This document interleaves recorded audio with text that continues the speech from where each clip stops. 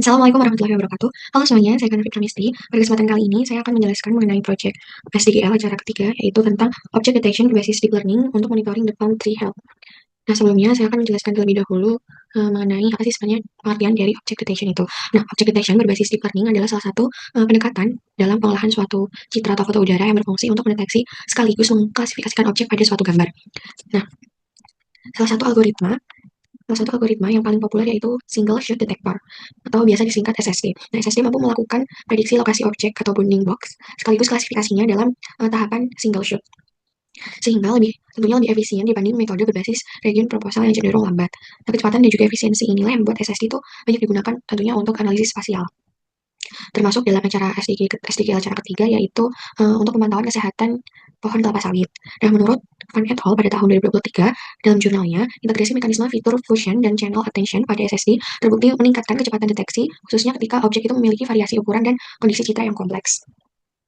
Nah, untuk tahapan saat pengolahan di acara ketiga ini, yang pertama yaitu tentunya melakukan persiapan data. Nah, persiapan data itu dilakukan dengan memilih area kajian dan membuka Open Aerial Map untuk memilih foto udara atau citra yang akan digunakan. Nah, pada acara kali ini wilayahnya itu adalah Lawang Agung yang berada di Kabupaten Bengkulu. Nah, tahapan yang pertama itu dengan mengatur simbologi untuk data foto udara. Nah, di sini aku udah mengatur untuk simbologinya seperti ini. Kalau awalnya ketika mendownload itu ada background hitam-hitamnya seperti itu. Nah, selanjutnya adalah uh, membuat suatu bookmark atau penanda yang tentunya itu nanti akan digunakan sebagai tempat dalam pembuatan sampel. Di sini saya sudah mempunyai beberapa bookmark. Yang pertama ada di sini, kemudian di sini, dan di sini. Nah, tahap pertama inilah itu digunakan untuk proses pelabelan objek yang akan digunakan pada tahap berikutnya. Seperti yang dikemukakan oleh Cheng et al. Pada tahun 2022, kualitas data awal itu menjadi salah satu faktor yang sangat berpengaruh terhadap kinerja model deep learning ya, dalam proses pelatihan dan juga inferencing. Lalu tahapan kedua yaitu pembuatan sampel dan pelabelan objek atau labeling. Pada tahap ini itu menggunakan bookmark tadi ya, yang fungsinya itu mempermudah navigasi ketika mengambil sampel. Setelah itu objek kelapa sawit itu akan diolah menggunakan label objek for deep learning. Nah, tahap selanjutnya adalah imagery, yaitu label objek for deep learning yang ada di bagian imagery, lalu classification tools. Nah, di sini di bagian deep learning tools itu memilih yang label objek for deep learning yang ini. Nah, tools ini nanti digunakan untuk membuat sampel. Nah, di sini karena aku sudah menampilkan sampel, saya sudah menampilkan sampel di sini. Di dalam satu bookmark itu ada kurang lebih 10 sampel. Nah, selanjutnya dari training sampel ini tuh di save supaya nanti digunakan di tahap berikutnya. Nah, tahapan setelah pembuatan sampel adalah export training data for deep learning. Ini tuh bisa di search di bagian tools.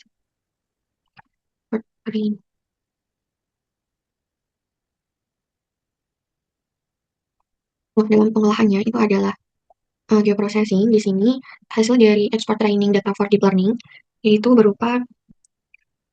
nama berupa folder yang diberi nama training. Hasil pengolahan dari training for deep learning itu di sini sebuah folder yang berisi ada untuk image di sini ya, image trainingnya, kemudian ada label, lalu di sini juga ada um, txt file txt-nya. Nah, selanjutnya adalah melakukan proses training model dengan mengatur di bagian tools train deep learning model, image analysis. Tapi sebelum kita ke bagian train deep learning model, jadi tujuan utama dari train deep learning itu untuk mendistribusi dan mengecek kualitas sampel yang mana itu nanti menentukan stabilitas model. Dan menurut Van et al. Pada tahun 2023, dataset yang tidak seimbang dapat menyebabkan bias dalam proses seleksi. Maka di dalam proses training itu sangat perlu memilih sampel sebanyak mungkin. Jadi nanti supaya dari deep learning-nya itu bisa membaca model yang telah dibuat. Lalu yang tahap berikutnya atau tahap inti itu adalah pelatihan model deep learning atau training. Proses ini itu dilakukan menggunakan tadi yang namanya tools train deep learning model. Pada tahap ini, itu tuh mengatur parameter seperti jumlah epoch, lalu ada batch size, lalu ada komutasi yang digunakan, CPU atau GPU gitu. Nah, menurut Wang et al. Pada tahun 2022, pengaturan parameter itu sangat penting karena berhubungan langsung dengan keseimbangan antara kecepatan komputasi dan juga akurasi dari deteksi. Nah, sebagai contohnya, batch size yang terlalu kecil itu dapat memperlambat proses, sedangkan epoch yang terlalu sedikit dapat menyebabkan model kurang optimal. Hasil dari model, hasil dari train deep learning model itu adalah folder yang di sini ada model di LPK itu yang akan digunakan ke tahap berikutnya. Nah, hasil statistik dari model yang telah dibuat, di sini average dari presisinya itu 0,3. Dan untuk ground truth atau prediction-nya itu seperti ini, training dari kelapa sawit itu, pohon kelapa sawitnya. Nah, setelah model itu dilatih, tahap selanjutnya adalah mendeteksi objek atau inference. Nah, proses ini dilakukan menggunakan tools detect object using deep learning tool. Nah, sebelumnya di dalam pengolahan ini, laptop saya itu terkendala ketika merunning, jadi dia hasilnya tidak muncul. Dia kabel atributnya ada, tetapi file SAP-nya itu tidak bisa tertampil. Dan untuk pengolahan ini, kemarin saya menggunakan PC dia. Nah, di sini namanya detect object.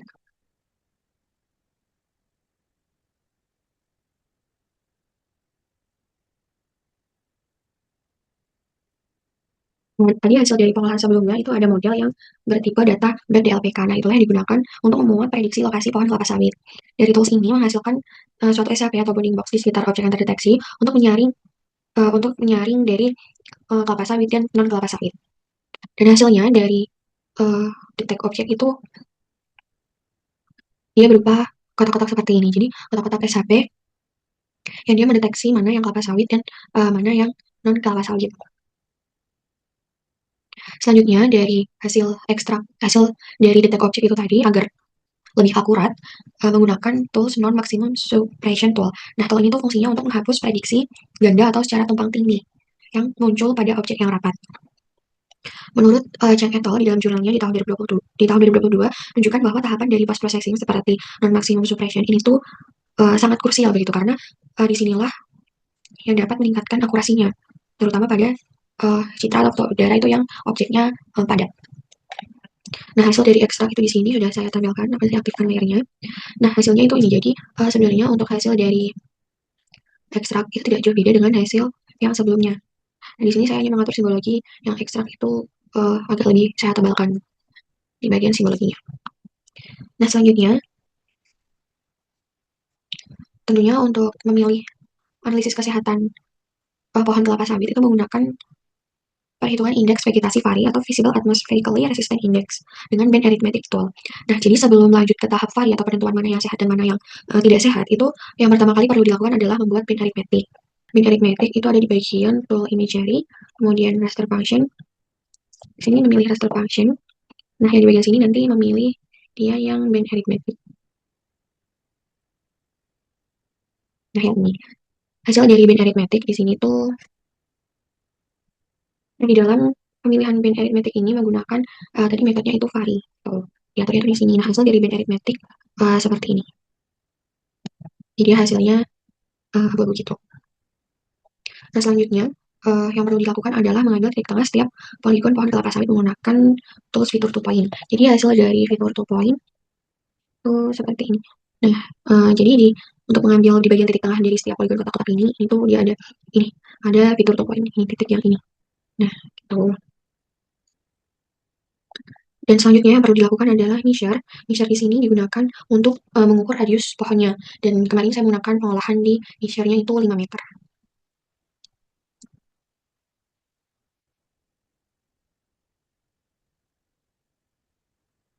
Jadi dari ukuran 5 meter itu digunakan untuk membuat buffer dengan tool pairwise buffer. Sehingga area pengaruh tiap pohon itu dapat dihitung. Nah, hasil dari pairwise buffer tuh yang ini, tetapi di sini karena sudah saya joinkan dan sudah simbologi, maka di sini warnanya ada yang merah, oranye, hijau muda, dan hijau tua.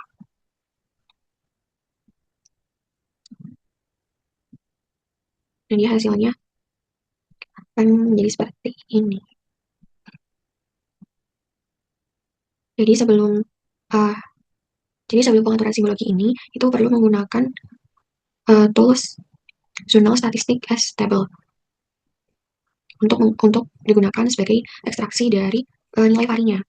Kemudian dari hasil itu akan dijoinkan menggunakan join field ya seperti biasa ke dalam atribut hasil buffer tadi. Nah, hasil dari zonal itu dia seperti ini. Hasil dari zonal yang di bawah ini ada perhitungan min. Itu perhitungan min dari pohon sawitnya. Kemudian dari tabel zonal ini itu dijoinkan ke hasil dari buffer. Hasil dari yang ini hasil dari pairwise buffer. Nah, maka hasil atribut tabelnya dia sudah tergabung seperti ini.